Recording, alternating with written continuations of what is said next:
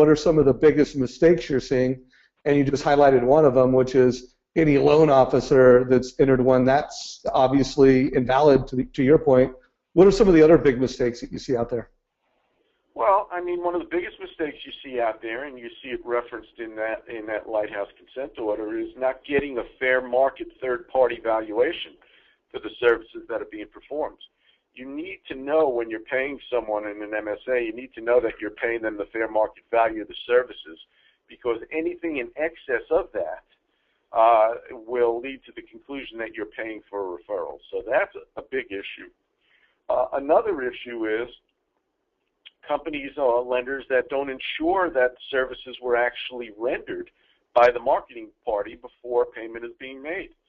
You need to conduct reviews, you need to conduct audits, and you need to make sure you're actually paying for marketing services and not just making a monthly payment without services actually being rendered. Another mistake, and we see this all the time and we still see it, but the CFPB has said this is problematic, and that is marketing services agreements which provide that the lender that's being marketed is the marketer's preferred lender. When you use the language preferred or something else along those particular lines, you're effectively making a referral. That is the CFPB's position on those grounds.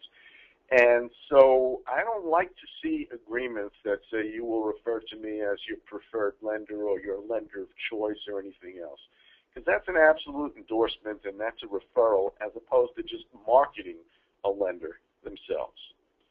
A couple of other things over there. We see multiple agreements. We see desk rentals, MSAs, and lead sale agreements together. And I actually believe that in today's regulatory environment, they are mutually exclusive.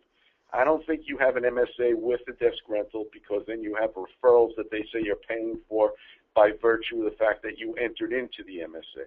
I think you have one or the other. You have an MSA, you can have a desk rental, or you can have lead sales. But all of them, each one, has to be compliant in its own right. I wouldn't mix the two of them together along those particular lines. So, go ahead. I just wanted to delineate that point. I mean, obviously they shouldn't all be one agreement, but are you saying they should all be separate agreements, or you should only have one but not three?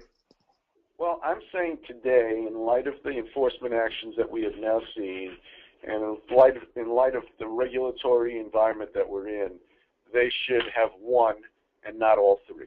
They certainly shouldn't all be together, but I actually think that you should only enter into one type of an arrangement, and that's it.